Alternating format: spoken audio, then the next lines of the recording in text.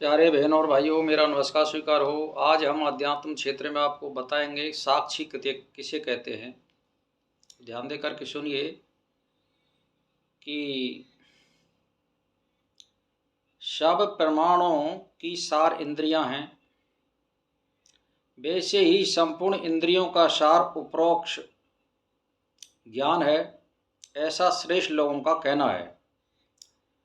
वही अपरोक्ष ज्ञान मुख्य प्रत्यक्ष है और घट में जानामी इस त्रिपुटी नाम से सिद्ध जो अवच्छेदन भृत, अवच्छेदन भूत या आश्रयभूत और विषयाभूत वस्तु हैं, वह भी प्रत्यक्ष कही गई हैं। यानी जो कुछ हम आँख, नाक, कानों से जो अनुभव करते हैं वो इंद्रियों का सार है, वही प्रत्यक्ष है। इसका मतलब ये होता है जो हम अपनी इंद्रियों से देखते हैं बाहर। तो व्यवहार भूमि में अनुभूति और वेदन और प्रतिपत्ति का नाम अक्षरों के अनुसार प्रत्यक्ष नाम यह किया गया है। वह साक्षी ही प्राण धारण के कारण जीव कहा जाता है। यानी वह साक्षी ही प्राण धारण के कारण जीव कहा जाता है। साक्षी ही वृत्ति रूप उपाधि से समित कहा जाता है। अहम इत्याकारक प्रतीत का विषय वही प्रमाता कहा जाता है।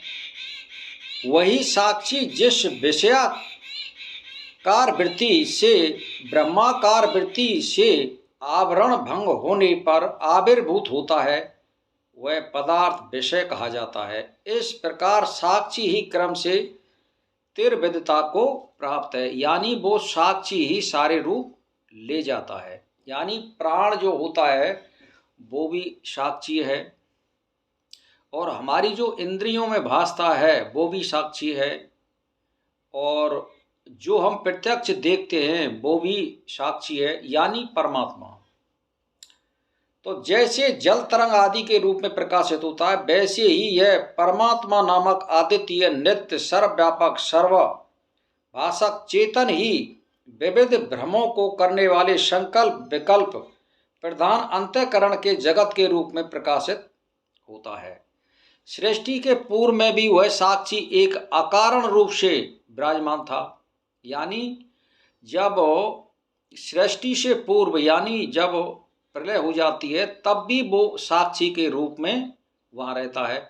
तदा उपरांत सृष्टि के आरंभ में सृष्टि लीलावश सृष्टि भाव को प्राप्त हुए उसने अपने में स्वयं ही कारण भाव का आविर्भाव किया, अर्थात आप ही आप कारण हुआ।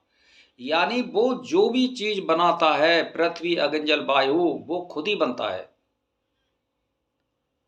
और उनमें प्रविष्ट हो जाता है और फिर अलग भी रहता है। तो मेरा कहने का मतलब यह है कि जो ये साक्षी है, ये सारे वो रूपों में आपको प्रतिभाषित होता है। यद्यपि एक में ही वास्तविक रूप से कर्तव्य और कारणत्व नहीं बन सकते, तथापि साक्षी चेतन में कारण ता अविचार अज्ञान जनित होने से सत नहीं है, फिर भी जीव को सत सी प्रतीत होती है, और अज्ञान सम्मिलित आत्म प्रकृति में जगत अव्यक्त यानी प्रकट हुआ है। इस प्रकार ये जगत आरोपित है, ये भाव है। तो इसीलिए भाई और बहनों, विचार और विचार से उत्पन्न आत्म साक्षात्कार आए अपने उत्पन्न परमार्थ रूप से अपने से अभिन्न ही जगत रूप शरीर को अज्ञान के विनाश द्वारा विनष्ट कर तत्व पुरुषों को आत्मभूत अनावृत और अपरिच्छिन्न परम पुरुषार्थ को प्राप्त कराता है। कौन? ये साक्षी। तो इसीलिए भाई और बहनों, तब तो उक्त विचार तथा अंतिम साक्षात्कार वृत्ति मोक्ष में भी अवशिष्ट हो रहेगी और उसका अन्य से नाश मानने में अनवस्था होगी। तो इस पर आगे कहते हैं, जब विचारवान पुरुष आत्मकार हो जाता है, तब विचार भी निवृत्त हो जाता है, तब वह निरुक्लेख यानी शब्द आदि का अविषय एकमात्र ब्रह्म ही अवशिष्ट रहता है। इसका भाव ये है। इसीलिए जो आत्मा के रूप में या साक्षी के रूप में, परमात्मा के रूप में और जो है ब्रह्म के रूप में जो भी कुछ दिख रहा है उसका नाम साक्षी है। ये है, ये साक्षी ही सारे रूपों में विराजमान है, अलग अलग नामों से पुकारा जाता है। तो इसी के साथ मेरा प्रणाम स्वीकार।